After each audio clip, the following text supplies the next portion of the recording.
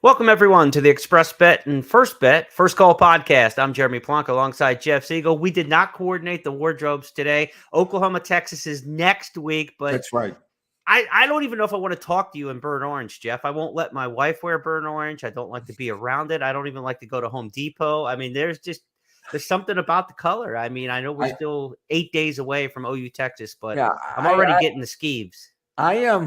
I appreciate that, and it was not intentional, but it would have been really really rotten if I had waited until next week. That is true. Because that would have looked like it was intentional. Yes, and it would have been, but it would have looked like it, and you know what it is. Appearance is everything. So I will get this out of the way this week, and then maybe I'll honor you by wearing your colors. Although, on my end of the stick, red is bad too. Any kind of shade. That's right. You don't want to. Yeah, you can't wear. You cannot wear the crimson. Red. No, if you look like you're wearing a USC jersey. Yeah, no, I don't. Nobody's going to talk to you out there. Right. So we all anyway. Good luck tomorrow, and then good luck next week. Because if you don't beat Texas, then I might not have you for a month. So yeah, exactly. I might go into hiding. Look, the color this weekend, though, is purple, as in Breeders' Cup, because we've got more than 20 prep races around the country and around the world, with it being ARC Day Sunday at Longchamp. So I've got a blog up right now kind of previewing all 20-plus stakes races. You can check that out at First Bet and Express Bet. Your weekend Breeders' Cup prep primer, if you will. Man, all the divisions seem to be covered this weekend. Here on our podcast, as we do each and every Friday, we handicap 8 stakes races at Jeff's selection. Some of these races this weekend aren't necessarily about big favorites in the race as far as like a handicapping or a gamble discussion. It might be about whether or not you think they're vulnerable or not, Jeff. We've got a couple big chalks this weekend that aren't tap-in putts, you think? I think so. When handicapping the race, usually when you have stakes races, you kind of know who you're going to like even before you're looking them up, And so I look at some of these entrants, and then I do the due diligence of going back and say, okay, I think this horse is going to win now. Am I missing anything? Right. And in terms of some of these races, I was missing some things because there are some of these favorites that I sort of like, but it's like one step forward, two step back in terms of evaluating their form. They look good, but then there's something about their form that makes me wonder, I don't know about this. So I wouldn't be surprised if there are some upsets. And especially when you consider what the weather is going to be like in New York, we might be running in on floodwaters.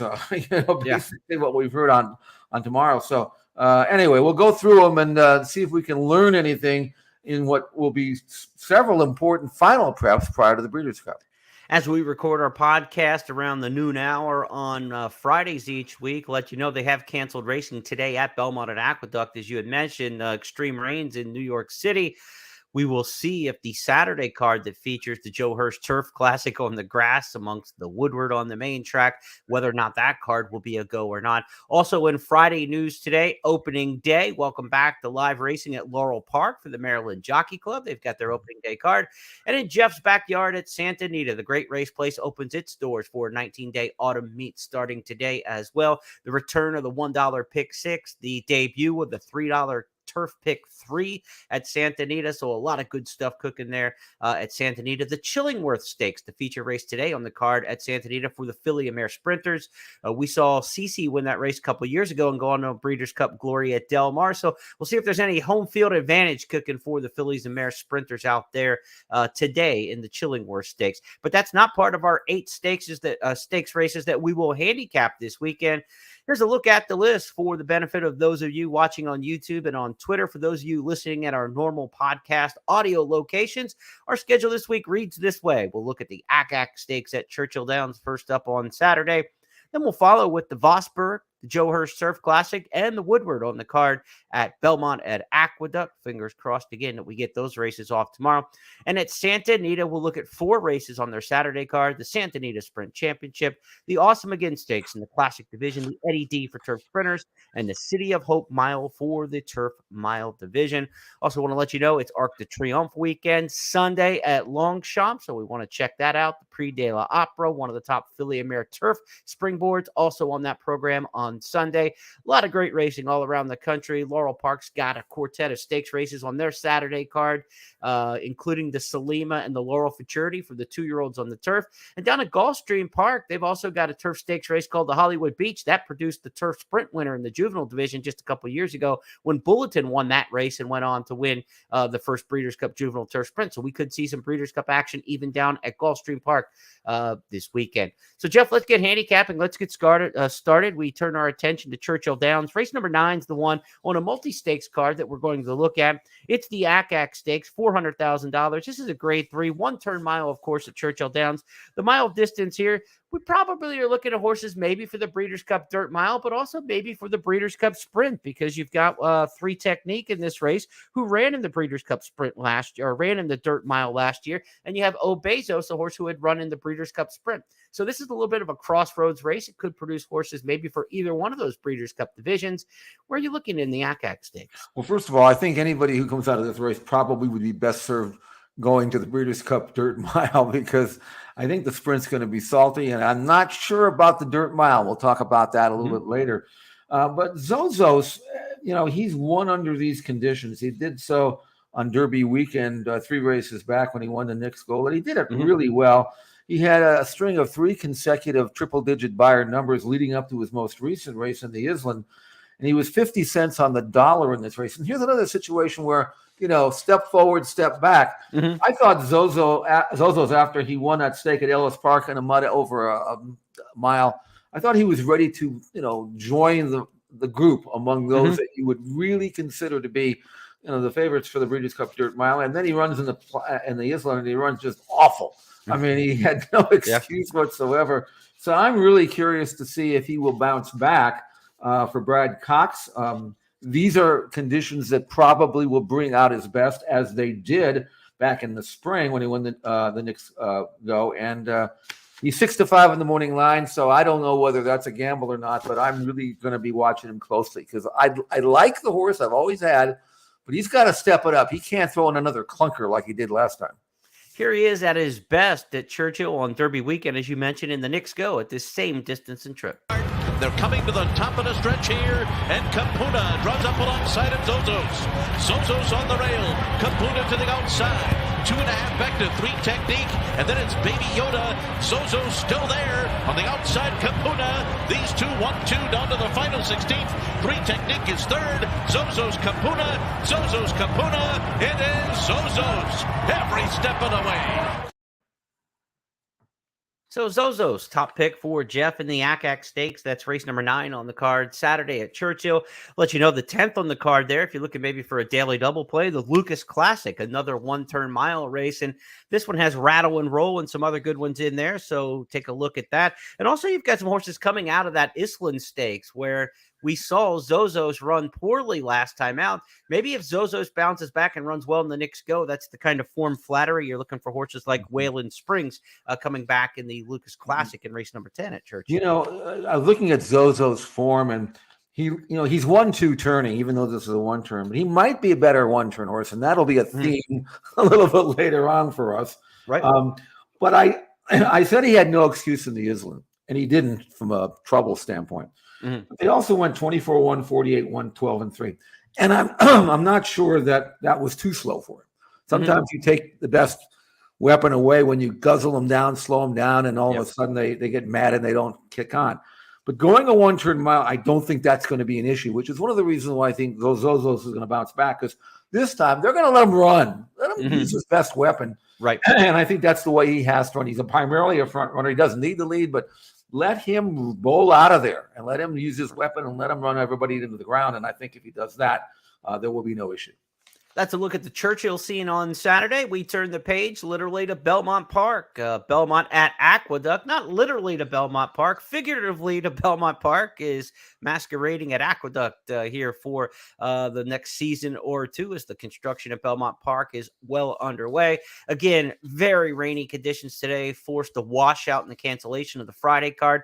We are hoping to be on the turf and in action in any facet on Saturday at Aqueduct. So let's let's cross our fingers for that. We're going to look at 3 stakes races beginning in race number 3. It's the Vosburg Stakes.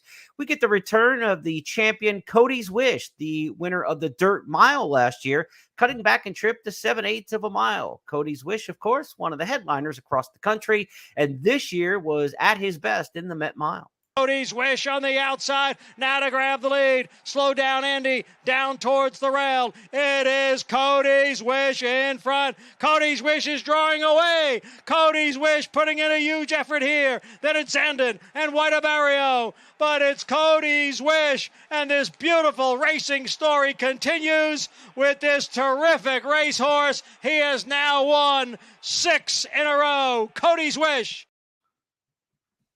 Since then, a third-place finish in the Whitney behind Whiteabario, a horse he dispatched there pretty easily in the Met Mile. Now, that was a 2-turn race and back to the 1-turn distance here in the Vosburg. There's nothing in this race to warm up Cody's Wish. He's got to win this, right, Jeff? Yeah, he'll win it. He's outside. He can do what he loves to do, which is to come out of the gate, kind of gather himself, settle the first furlong or so, then gradually pick up his momentum and then make that rally wide move and blow everybody away, which is what he'll probably do. I mean, off track notwithstanding, he's handled it in the past. In fact, when he won the Westchester at Belmont at a 1-turn mile, 1 by 5 over a sloppy track. So I don't think that the track's going to bother him. The thing, though, is he's going to look really impressive winning this race. And to me, it's not going to mean a thing. Because if you look at his form, last time out in the Whitney, he was pretty awful for him. I mean, he got beat 10 lengths. Right. He earned a 95 bar number. Before that, he had earned 6 straight triple-digit bar numbers, dating back to the time where he got beat at Tampa around 2 turns when he earned a mid-90s number. And you can see his form is such where around 1 turn, he's devastating. 2 turns, he flattens out. I have no idea why this is true, although you and I could name a bunch of horses that are 1-turn specialists. Sure. When you go 2 turns, it's a different race. Even if the distance is the same, it's a different race. Right. This is what Cody's Wish wants to do. And I don't care if he wins by 15. It's not going to make a bit of difference to me when I try to evaluate him for the Breeders' Cup 2-turn Dirt Mile, because the same issue is going to be facing him as it did in the Whitney after he just annihilated the same horse that beat him in the Whitney in this Met Mile. So, I mean, I hope he wins. I think he will, but man, I don't think we're going to learn a thing about him in this race. Trader Belmont won this race last year with Elite Power as the springboard to winning the Breeders' Cup Sprint. And you say, well, maybe if he runs really well, he'll go to the Sprint with Cody's Wish, but he's got Elite Power there, right? So it makes no sense for the Montborn to kind of run their 2 short distance aces in the same race. And Cody's Wish, you think, stays in the Dirt Mile no matter how well he runs in this particular spot. That's probably got to be the race for him. He should just bypass it. I mean, wait for the Cigar Mile, go out a winner, go to stud next year, and call it a career. I mean, that's what I would do. I mean, you're trying to fit a square peg in a round hole here. I mean, he's not a 2-turn mile horse. And I've seen a lot of horses, and we saw it again last week with Gunite. It's not the same race. And once you've proven that you don't want to do that, and many horses don't, why force it? But hey, I tell you one thing about Bill Mott, though. He's done a pretty good job with him. He doesn't need any advice. No, he's done all right throughout the course of his career, so he makes most of the right decisions all of the time. Let's go to our next stakes race on the Belmont at the Big A card. Belmont at Aqueduct, the Joe Hirsch Turf Classic, named for the famed Daily Racing Form turf rider. Grade 1, $500,000, mile and a half on the turf. I was looking throughout the history of this race, Jeff. It's had a lot of impact on the Breeders' Cup, as I wrote in my blog at Express, but a horse out of the Hirsch has won the Breeders' Cup turf in the 80s, in the 90s, in the 2000s, the 2010s, but not since 2012. So we're looking for a horse out of New York, maybe to get on the beam in this decade of the 2020s for the first time, and the first time in, 11 years. Will a horse come out of this race and make a dent in the Breeders' Cup turf this year? Perhaps, because basically we have the Breeders' Cup turf from last year in this field. The 1, 2, 3 finishers from last year's Breeders' Cup turf at Keeneland are all rematched in this spot. Let's go back to Lexington a year ago to see how it shook out. A swing out 3 wide for the stretch drive. Then it's Red Knight, Gold Phoenix, Mishrip on the far outside trying to put it in a run. Rebels Romance is coming too. Nation's Pride's got to do better. Here comes Rebels Romance. Rolling on the outside. Warlike Goddess makes her bid down toward the inside. Rebels Romance down the center of the course. Has it close to home. Rebels Romance wins the turf over Stone Age. Warlike Goddess was third. Mishrip finished fourth. So top 3 are all back. That's the exciting news from a promotional standpoint. We're probably going to get super soft going if we get the race run at all in the Joe Hurst Turf Classic on the grass. And all 3 of these runners are not coming off their best performances. So where are they in their form cycle? Who do the conditions help? Or are we just leaning on these 3 from last year's trifecta in the Breeders' Cup turf and Saturday's Hurst? Or do we shop around a bit? Well, I will say one thing about Rebels Romance. In going back and watching the Bowling Green, a race in which he was 1-2, a race in which he clipped heels and lost his rider approaching the quarter bowl. In watching that race and trying to evaluate what he would have done had he not fallen down, I mean, to me, he would have won that race from here to the highway. I mean, that's how locked and loaded he was. Never ever being asked at any stage up until that point, and got caught behind horses. So to me, that was Rebels Romance's race to show that he was as good as he ever was, and he never had that chance. He went back overseas to train. Now he's back here. Don't think he would be here if if he wasn't doing well. Right. And Appleby will send him, and William Buick, who obviously knows him well, has ridden him to Grade 1 wins in the past. I think he beats these. And the only problem is how will he handle the bog? He doesn't really have any history of running in ground this way. In fact, I'm kind of suppose that maybe there's a possibility that they don't think he likes it, because that's one of the reasons why they keep bringing him over, because they know they're going to get for him. Well, they didn't get it here. The other horse, Warlike Goddess, who we saw finish third in that last race, she is an off-turf specialist, a deep turf specialist. You always have to respect her. I'm not sure she's quite as good as she used to be, but off that ground, she does great a look. And as far as the American contingent, I mean, again, they're just hoping that the Euros just, for whatever reason, just don't show up, because they're light years inferior, I think, to the Euro to Rebels Romance, and even maybe Warlike Goddess when she's on her game. Ground notwithstanding. Stone Age at Hamo, Europeans who have been relocated to Chad Brown with several starts under their belt now for Brown as the trainer. Stone Age, of course, last time didn't run well in the Sword Dancers, the favorite. I thought with the yielding ground in that race at Saratoga that this horse would really handle it. Didn't as well, but I wouldn't be surprised if Stone Age can't bounce back on some soft going. And at Hamo the same way. You get Brown in one of these big races, soft going, with the European form and the European pedigrees, they would be no shock. But Rebels Romance, the horse to beat, obviously, in the Joe Hurst Turf Classic. To the Woodward we go in race number 7 on Saturday at Belmont. And we've got another international shipper of repute here. We're used to seeing that in grass races here in the States, but not necessarily in prep races on the dirt. The Woodward, of course, could be a prep at 1 1/8 towards the Breeders' Cup Classic or the Breeders' Cup Dirt Mile if they would choose to turn back with one of these runners. And that seems to be the plan with Algiers, the runner-up in the Dubai World Cup for trainer Simon Crisford, formerly of Godolphin fame, of course. Simon Crisford get William Buick to ride back here. Could be a big day for William Buick, of course. As Jeff said, he's riding Rebels Romance. Then he comes back and rides Algiers. They're looking at the Breeders' Cup Dirt Mile with Algiers if he's successful coming out of the Woodward. What do you think? Well, I think he's a really, really good horse.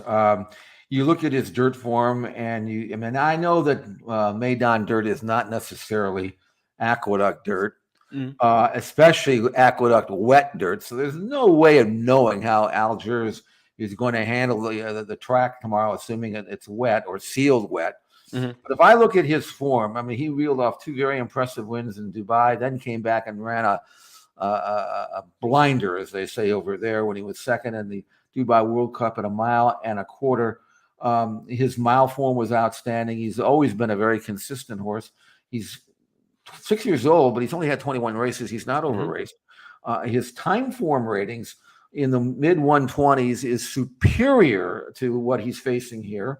Now it's just a matter of whether he brings over his best form. I know he's listed at 6-1 in the morning line, and I'll gamble at that price, hoping that he will. And if he doesn't, he doesn't. But at least I know I'm getting a price. I think he's really, really good. Let's go back and take a look at his Dubai World Cup runner-up effort in there behind what? Ushbin Tesoro? Let's take a look. Into the stretch of the Dubai World Cup, Bendoug, Algiers. These two turn for home 1-2. They're side by side with 3/16 of a mile to run. And from the back of the pack, here comes Ushba Tesoro with a rush on the far outside. Algiers to catch. Ushba Tesoro gains in, goes by. Ushba Tesoro hits the front. Ushba Tesoro wins the Dubai World Cup for Japan. Algiers and Emblem Roll run up. Only the class of that race in consideration, the distance, 1.25 miles when he gave way a little bit at the end. The 1.8 miles should take him right between the eyes here. And then we'll see if he's brilliant enough to run with milers in the Breeders' Cup Dirt Mile on a fast track like at Santa Anita. But this 1.8 miles should absolutely be great for Algiers if he handles it off track. Other horses in the Woodward Stakes of repute include Zandon, Charge It. But those are horses that have been solid but not spectacular. And this is a grade 2 now, the Woodward, not the race that we used to see so many top champions come out of. This is almost an afterthought. After Saratoga, they moved the Jockey Club Gold Cup out of that Belmont fall meet and put it during Saratoga. So these are kind of some middle distance hopefuls here, and horses like Charge It and maybe even Zandon are the miler types that we would be looking. This feels a lot more like a Breeders' Cup Dirt Mile prep. Yeah, and I think Charge It from the rail, they're going to send him hard, try to make the running. He's good when he can make the lead. 2 races back, he won the Suburban. And when you got that inside draw going 1.8 miles on a wet track, that's, take back. So I can see that the pace actually be pretty good. And that would allow Algiers to maybe settle in mid-pack and just make one run. I don't really think he really wants to run 1.25 miles, but he did. Now he backs up, as you pointed out, 1.8 miles should be perfect for him. Yep. And we'll see if he can transfer his European form to the States. Okay, that's our look at the races in New York on Saturday. Again, fingers crossed that Mother Nature cooperates with us better Saturday than she did on Friday. To Santa Anita we go next, and before we get into handicapping, a big slate of prep races at Santa Anita for the Breeders' Cup, where the Breeders' Cup will be held in 5 weeks' time this year, by the way. Want to remind you that opening day Santa Anita today, Jeff Siegel's got his full card, picks and analysis, XBTV workout notes, everything you need, what you need to know to get you set for Santa Anita. Be sure to check that out every single day of the 19-day fall meet at expressbet.com and at news.first.com. Check out the blog section for Jeff's written analysis of each and every race at Santa Anita. And when you're betting Santa Anita, the return of the $1 pick six, certainly one of the headlines today. No more jackpot provision in the pick six and a $1 minimum in a traditional pick six. Final 6 races on the card for today's opening day program. And also the introduction of a new wager, the $3 all turf pick 3. It'll be the final 3 turf races on each card at Santa Anita throughout the meet, weather permitting, of course. The races are on the grass. Should be no problem with any of that today. But like at Keeneland, which started this 2 years ago in the 21 fall meet, this $3 turf pick 3 with the higher minimum ensures that you're going to get a much better payoff. Even horses who look logical can give you a nice $3 turf pick 3 payoff. So it's a great gamble. I like the higher minimums in some wagers. Yeah. It's kind of like when you walk into a casino, right? You like to have a $10 table somewhere, but if you want to play higher, you don't want to be playing at all the $10 tables. It's nice to have a little higher limit on a wager or two in the sequence. And I like that. And when you bet these $3 Keeneland or Santa Anita turf pick 3s, be sure to do it with First Bet and Express Bet, because all season long, there's a 10% payout bonus when you hit the turf pick 3 with First Bet and Express Bet. So if you hit the turf pick 3 and it pays $100, you're getting $110. 10% bonus goes into your account when you hit those wagers with First Bet and Express Bet. So be sure to play them with us. I think it's a great gamble for me. I love handicapping grass at Santa Anita. I trust the form better because the main track at Santa Anita can get a little deep. A lot of horses don't handle it. Yep. The field size in the grass race is proven to be much bigger in the long run, and so to me, when you combine the higher minimum, which I like, when you combine the bonus you're getting from Express Bet, and you're playing 3 races that I think I have a chance to really zero in on. I think it's that, along with the new pick 6, which is really the old pick 6. I think this is exciting. I wish this had happened years before, but better late than never. I'm looking at Santa Anita now in a much different light than I had been, because now I have wagers that I want to make that are being offered, and I think it's fantastic. I agree. And also, if you'd like to play the Golden Hour Double and the Golden Hour Pick 4, the Golden Hour Double with that $5 minimum wager, those wagers are going on continually. So we'll get a chance this weekend, because of Golden Gate has their closing day of their current meet on Monday this week. So if you're playing Golden Gate this weekend, also know you'll have mandatory payouts and all the wagers on Monday when they have their Monday racing. But in Southern California, it's all about the Breeders' Cup now over the next 5 weeks, and it's all about the preps for those Breeders' Cup races coming up this weekend at Santa Anita. We talked about Friday starting off with the Chillingworth Stakes in the filly and mare sprint division. Saturday's bevy of stakes at Santa Anita include 4 that we're going to handicap now in succession in the podcast. We're going to start in race number 6. It's the Santa Anita Sprint Championship. You want to meet the contenders for this race? Got a write-up at expressbet.com and at news.first.com, taking you through all the different contenders for this particular race and getting to know the ins and outs of the field.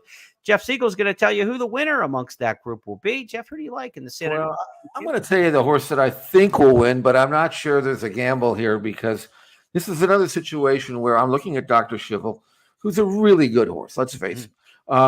But I've seen him snatch defeat from the jaws of victory before.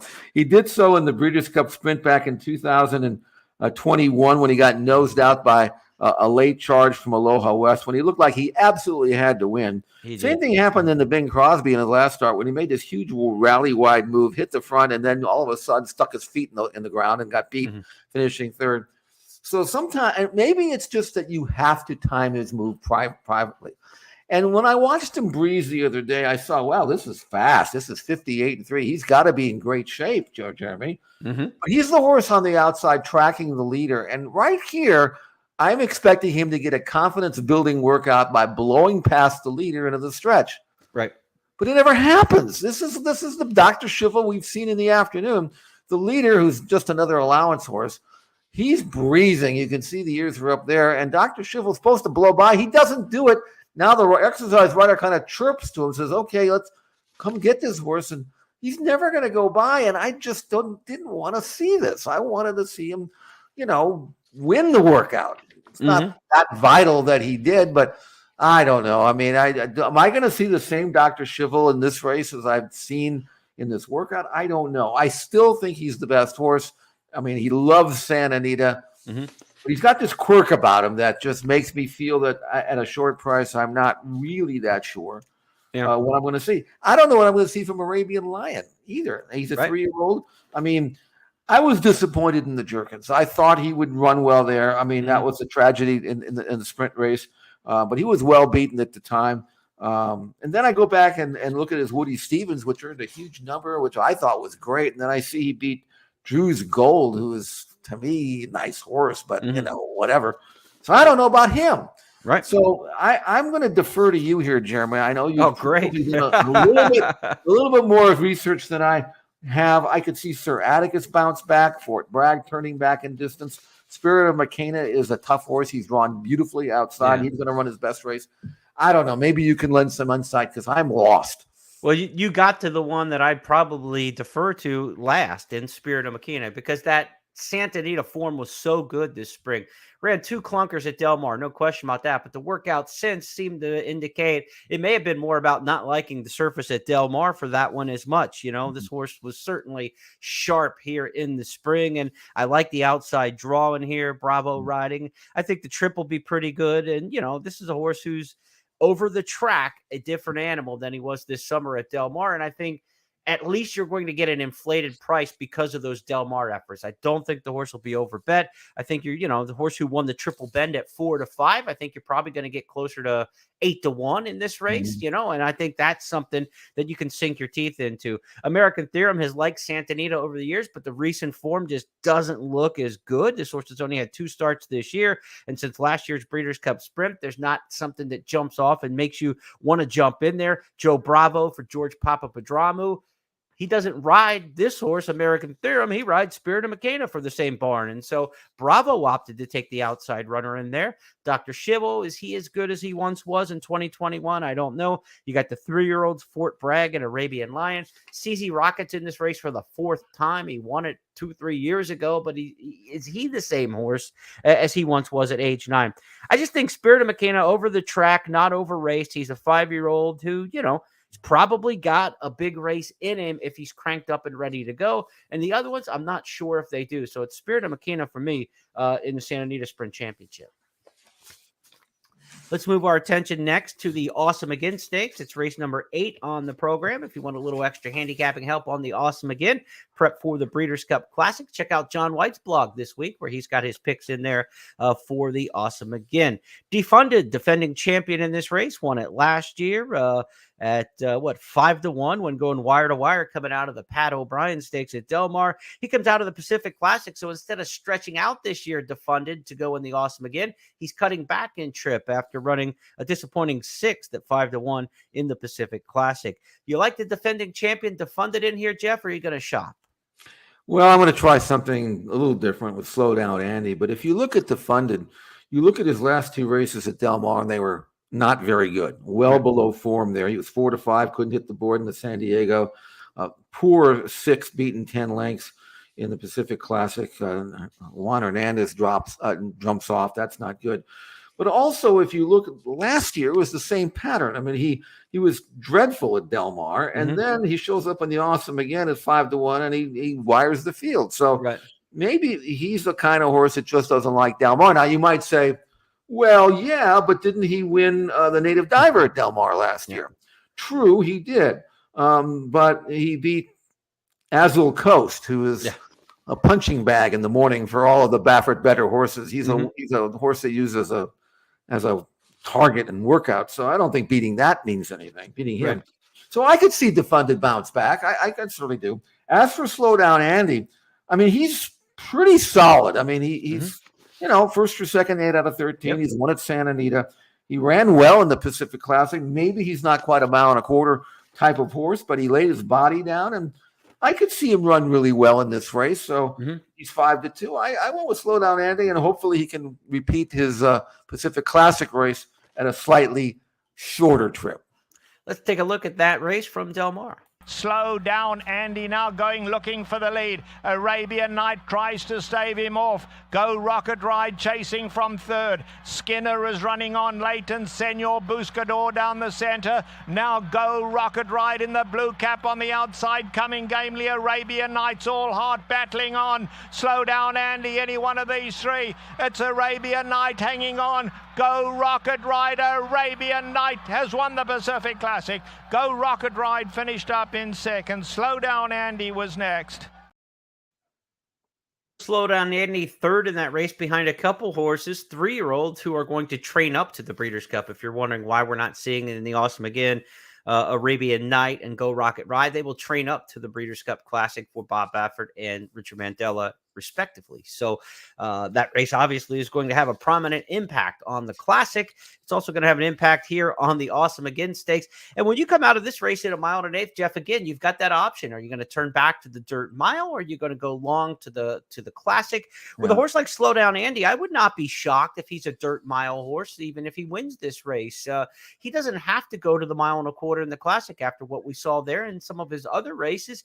He could be very formidable in the dirt mile division. Well, that's where he should go. I mean, last year he was 3rd, beaten less than 2 lengths to Cody's Wish in the Breeders' Cup Dirt Mile, and a triple-digit buyer, career top, only triple-digit buyer. He's not a 1.25 mile horse, I don't think, but a miler, yes. And this race will set him up beautifully. He'll be dead fit. He won't have to do much in between the races if he runs well here. I think that's where he would go. But Paul Redham, who owns him, I mean, I'm surprised he didn't send him over for the ARC, because that's what Paul likes to do. He doesn't want to be in the secondary races. He wants to be in the biggies. So I don't know if Slow Down Andy, even if he belongs in the Bleeders Cup Dirt Mile, will actually go there. Although last year he did. So who knows? Maybe that's where he'll head out. We have mentioned throughout the course of the season, the handicap division in Southern California has not been particularly strong this year. Stiletto Boy won the Santa Anita handicap in the spring. He's done little at all since then. He's back in this race trying to get back on the beam over his favorite track. And during the Pacific Classic run-up, Jeff, we're like, you almost have to take the 3-year-olds in here this year, and they ended up running 1-2 because of just the fresh faces, and we weren't enamored with the older division in Southern California. So if you take that same kind of handicapping angle here for the Awesome Again, then you've got Preakness winner National Treasure in here, and then you've also got the 3-year-old Skinner to give some consideration to. Both of those horses have been decent on their day, but neither feels like they're upper echelon. But this isn't a great edition of the Awesome Again Stakes, so I would not be shocked if one of the 3-year-olds beat the older horses in this particular spot, because the older horses just don't scare anybody away. Nope, they don't. That's it's just that's the way the older division has been this year. I always opt for the 3-year-olds. And National Treasure won the Preakness. I mean, that's going to be a trivia question like 3 months from now. Who won the Preakness last year? National Treasure. That all that much, but he won the Preakness. Give him credit. Give you one long shot look in here. The 4-year-old Battle of Midway gelding Paroli. I thought he ran a really good second in the Gold Cup, being defunded at a big price here at Santa Anita. I think he likes Santa Anita better than Del Mar. A theme that we've used on a couple different horses, if we're right about in our handicapping. I think Paroli at a big price can be one to watch to light the board. Maybe not to win the race, but just like he did in the Gold Cup, the Hollywood Gold Cup at Santa Anita, 28-1 in the exacta. He's going to be somewhere in that ballpark, 15-20-1 again. And if you can get him in the ticket there, that might help juice up your exotics payoff. So Paroli, one to watch, I think, in the Awesome Again Stakes. That's race number 8 at Santa Anita. To the 9th we go. It's the Eddie D Stakes, downhill turf sprint, prep for the Breeders' Cup turf sprint, of course. This one down the hill. Remember, when we get to the Breeders' Cup this year, the turf sprint is going to be run on the course proper at 5.5, Jeff, 5.5. So it's not going to be the downhill. So this is a little bit different prep, and we've got a lot of horses turning back in distance here who have run longer in recent starts, but a horse who's run well down the hill in the past, and he just looked so good in the Clocker's Corner, was Lane Way, and he's going to be your top pick in here. Let's show the fans why you like Lane Way off the win in the Clocker's Corner. They turn for home. Young again drifts a little as Lane Way comes powerfully to challenge. Lane Way on the outside takes the lead with a furlong left to go and opens up 2 in a hurry. Respect the Code. Motorious trying to rally between rivals, but Lane Way has kicked well in advance of the rest. And it's all Lane Way. Lane Way by 4 big lengths coming for the wire. Lane Way dominates the Clocker's Corner. For course trip in racing, it's that downhill turf sprint. So when you know a horse can run as well as Lane Way did in that race, you just kind of underline it and say copy paste, right? Copy paste. When this horse runs back down the hill, I want to get involved. We were both surprised. I think we thought he was going to run better in the Green Flash. I remember talking about that when we were handicapping that race at Del Mar, but the Green Flash 5/8 on the grass, a different ball game. Lane Way should get back on the beam, I would think. You would think so. You know, the 5 furlong races at Del Mar, you have to send your horse out of there. Otherwise, you hit the far turn and there's nothing you can do until they straighten for home. You can't rally wide. You're going to end up, in the ocean. And so you got to kind of sit there. And then when the time they hit the top of the stretch, it's a very short run in from the top of the lane to the wire. So that's not Lane Way. I actually thought he would be good enough to overcome it. He wasn't, but he didn't run badly. Finished 5th, got beat 3 lengths, never had a shot. And that's the difference between going 6.5 down the hill and going 5 or 5.5 on the flat. Lane Way can run well in the shorter races, but he's a different horse going 6.5. And with that tightener under his belt off the layoff, he should be spot on for trainer Richard Mandela. I think Lane Way is going to regain his winning form. I also think Bran will run well. He's another horse, same pattern, coming out of the Green Flash. Not really a 5 furlong type of horse. Much better down the hill. He can run that. And then there's another horse I want to throw in if you're looking for a little bit of a price. I'm not sure what kind of price he'll be, but I'm a gambler. It's really interesting to be the Irish bred. The old route to sprint play, which really is effective in these 6.5 furlong turf sprints, turning back from a mile. And he was a sprinter overseas and a good one. I think Mark Glatzcott, I'm a gambler, just spot on for a major performance. And I would absolutely be surprised if he is not at least in the money, if not better. So it's a good race. I'm going with Laneway because I know he loves the course. But the good news is it's a very, very competitive race. The bad news is I don't know if you can apply anything that happens in this race to the Breeders' Cup Turf Sprint. Yeah, we're going to have a different configuration for that one. You can apply it to the Turf Pick 3, though. Again, this race, part of that, the Eddie D Stakes, race number 9, Saturday at Santa Anita, $3 Turf Pick 3 at Santa Anita debuts today. On Friday, will be offered each and every race. And again, a 10% win bonus in each Turf Pick 3 throughout the course of the 19-day meeting. When you bet the Turf Pick 3 with First Bet and Express Bet, no matter what you win in that race, 10% extra added to your account. We're going to stay in the Turf Pick 3 sequence as we move to race number 10 on Saturday at the Great Race Place. It's the City of Hope Stakes. Grade 2 prep here for the Breeders' Cup Mile on grass. And one of the horses stepping up in class off a nice win in Allowance Company last time out at Del Mar is Astronomer. Let's take a look at his victory last time out. Now Goliath is full out to stay there. Balladeer still chasing him home. Astronomer in third and a gap of 4 to Lovesick Blues. A furlong to go. Goliath is reaching. Astronomer between horses. Balladeer. These three in the final 16th. Astronomer is finishing best. Astronomer is wearing down Goliath, and Astronomer pulls off the upset to beat a game Goliath. Castle Lock came late for third to defeat Balladeer, who was fourth. 6nd off the layoff win there after being away almost 2 years for Simon Callahan. Now the third start off the layoff with the rise in class off the victory. You're taking the fresh face in the City of Hope Mile, Jeff. I wanted to take Hong Kong Harry, but here's another situation where I'm just not sure he's as good as he used to be. We look at his form. It's been kind of spotty. He hasn't won a race since September of last year. 3 races since then, he's been beaten as the favorite in 2 of those 3. We have not seen him since May. I watched him train on the training track. He's trained okay, but he hasn't trained like he used to. And it doesn't mean that Hong Kong Harry can't win this race. He is the quote-unquote class of the field. But I just wonder whether he's quite where he needs to be. If he wins, fine, As for Astronomer, he's never run a race good enough to win a race like this. But he's only had 6 starts. I remember watching this horse train as a 2-year-old, and I thought, oh, man, this is going to be a really good horse. He's very impressive when he breezes. He was 5-2 in his debut. I thought they were giving money away at Del Mar when he was a maiden 2-year-old.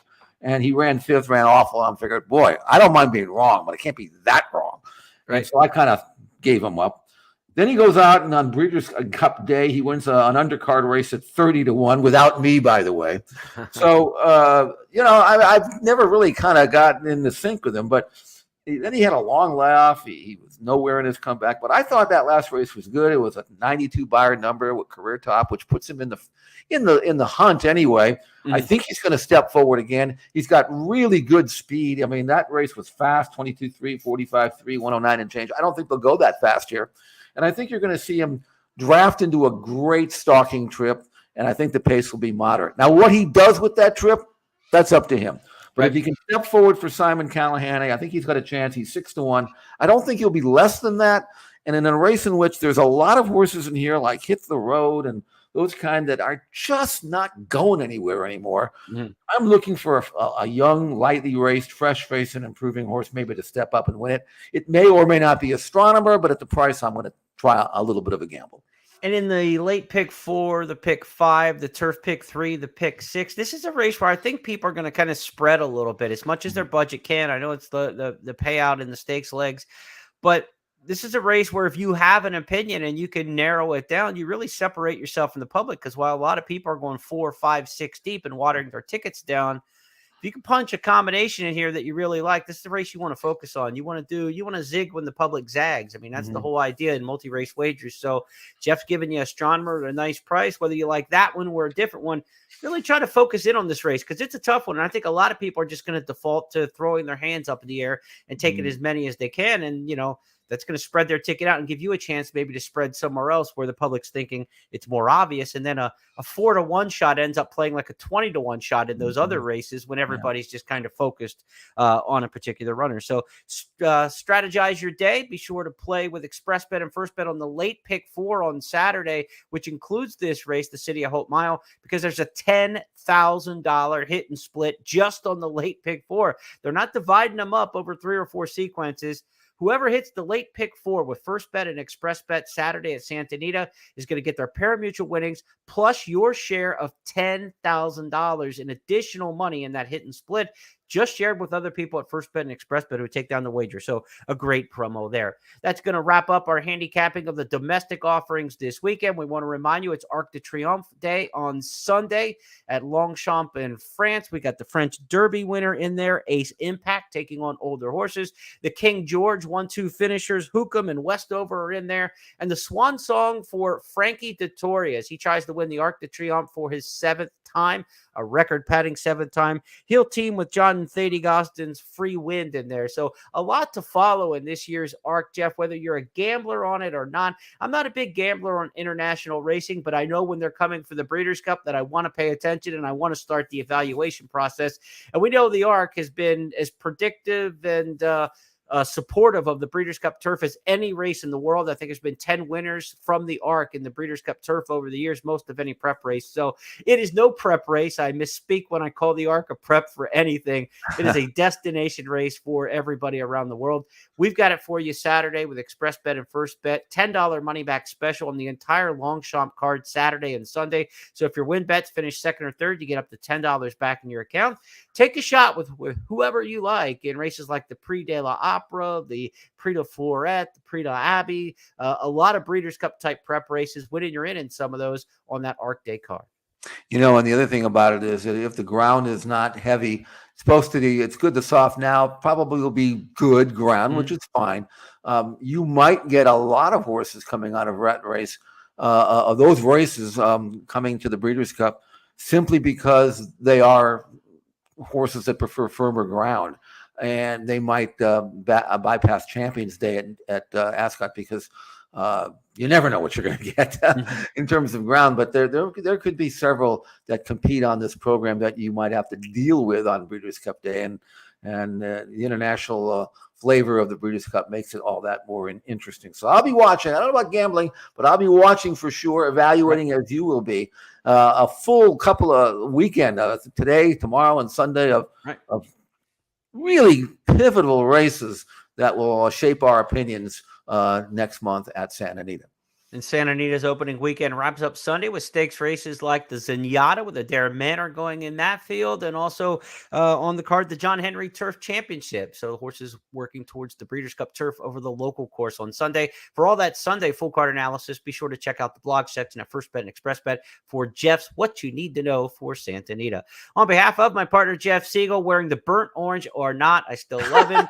We will talk to you next week when it is OU Texas weekend. But between now and then, we'll be back on Tuesday for our It's Official recap of 5 hot topics in horse racing. And we've only got 20 Breeders' Cup preps plus this weekend to consider in our 5 hot topics. Good luck, everybody. We'll talk to you Tuesday.